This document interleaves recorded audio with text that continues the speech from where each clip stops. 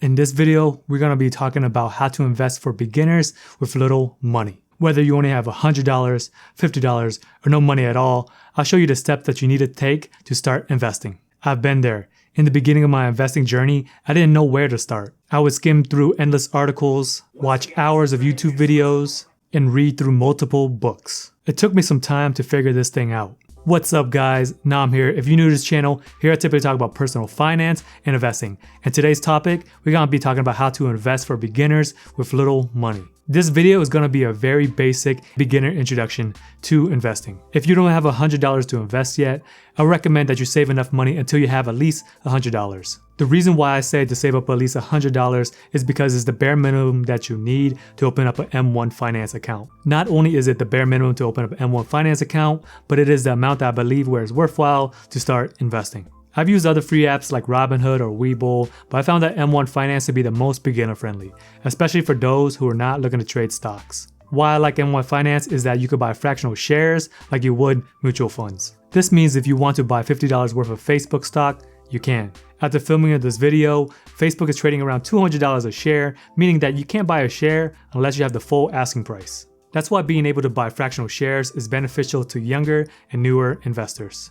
There used to be a time where you would have to invest at least $1,000 or more just to get started with any kind of investment to make it worthwhile. There's a huge misunderstanding out there amongst people that they believe that you need to have thousands or loads of money to start investing. I think this is definitely an old way of thinking how investing should be. With today's technology and apps, there's so many free places that you can invest, and investing is more within people's reach nowadays.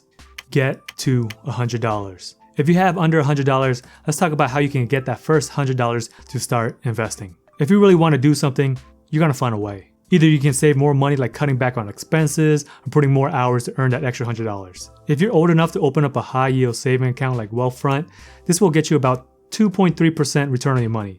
Every bit helps. If you have an entrepreneurial spirit and a hustler, find things that you can flip. Thrift stores and garage sales are places where you can find hidden gems, where you can find items that you can flip. If you ever heard of the red paperclip story, this is where a man was able to trade a red paperclip all the way up to a house. It's a pretty amazing story, and I'll link his TED Talks in the description below. After hearing this story, $100 should be a walk in the park. In the meantime, while you're trying to save up your first $100, invest your time in learning about investing. YouTube is a great source, but the problem is that there's so much stuff out there, it's hard to tell what's good info or not. Before listening to people, look at their track record and see if their investment style matches yours. Aside from YouTube, pick up some books. Here are some of my favorite investment books.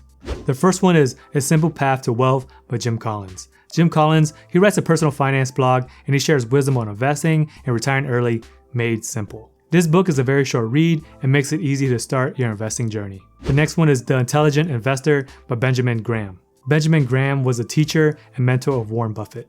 If that means anything, then this is an important read to take a look at. The next one is Boglehead's Guide to Investing. This book right here is inspired by the teachings of John C. Bogle, which is the founder of Vanguard, and the creator of the Vanguard funds, which is very popular amongst investors. Lastly, Money Master the Game by Tony Robbins. This is an excellent book, but very lengthy. He digs deep into finance and interviews some of the greatest investors of all time. In this book, he also shares an all-weather portfolio about Ray Dalio, who's the founder of Bridgewater Associates, which is one of the largest hedge funds in the world. I will touch on that portfolio a little bit later in the video. The best way to learn something is to learn from people who have experienced it and done it themselves before. Getting tips and techniques from people who have gone through it and where you want to go is a sure way to help you get to your financial goals. After you get that first $100. Once you have that $100, now to sign up for M1 Finance. It's not rocket science to sign up, so I'll skip that part. What I like about M1 Finance is that you can build pies, which means that you can split up your money into different type of investments. I think that you can have up to 100 slices in each pie. So if you have $100, you can have $1 invested in each type of stock or fund. Here is a pie that I made where I modeled the all-weather portfolio by Ray Dalio. So if you don't know who Ray Dalio is the founder of the investment firm Bridgewater Associates, which is one of the largest hedge funds. Remember how I told you that Tony Robbins interviewed some of the best investors of all time in his book? Ray Dalio was one of them. When a man is the founder of the investment firm that manages about $124 billion in assets, he works with also foreign governments and central banks, his advice is worth listening to.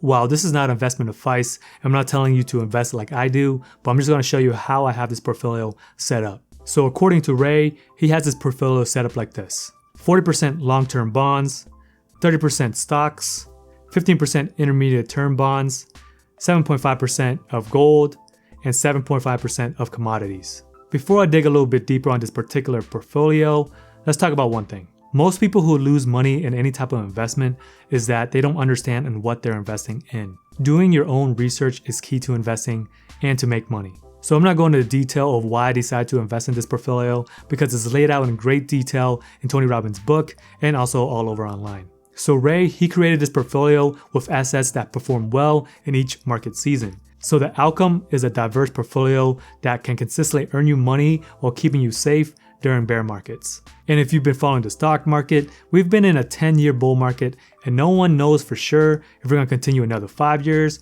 or crash next year. My investment style may be more conservative than others, but I like to follow Warren Buffett's rules. Rule number 1, never lose money. Rule number 2, never forget rule number 1. So let's build this pie. So this pie consists of 30% Vanguard Total Market ETF, 40% iShares 20-year Treasury ETF, 15% iShares 7 to 10-year Treasury ETF, 8% SPDR Go Shares ETF, also 7% PowerShares DB Commodity Index Tracking Fund. So the thing about M1 Finance is that you can't have decimals in your pie, you only could have whole numbers. This is one example of a portfolio allocation. Allocation basically means not putting all of your eggs in one basket.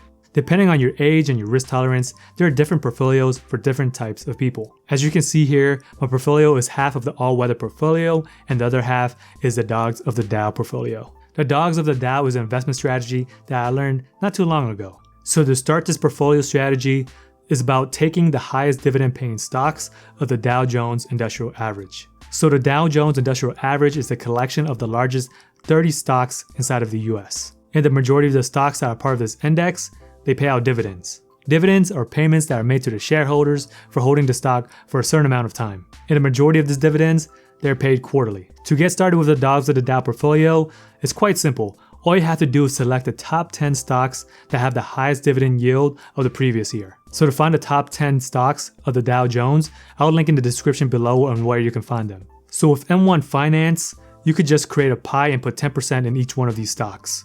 And all you would do to manage this portfolio is repeat these steps every year, and that's pretty much about it. There are variations to the strategy such as the Small Dogs of the Dow, the Doberman of the Dow, so you guys can Google this up and look them up for yourselves to see if you're interested in them, to see if you want to invest like that. Always do your own research before investing.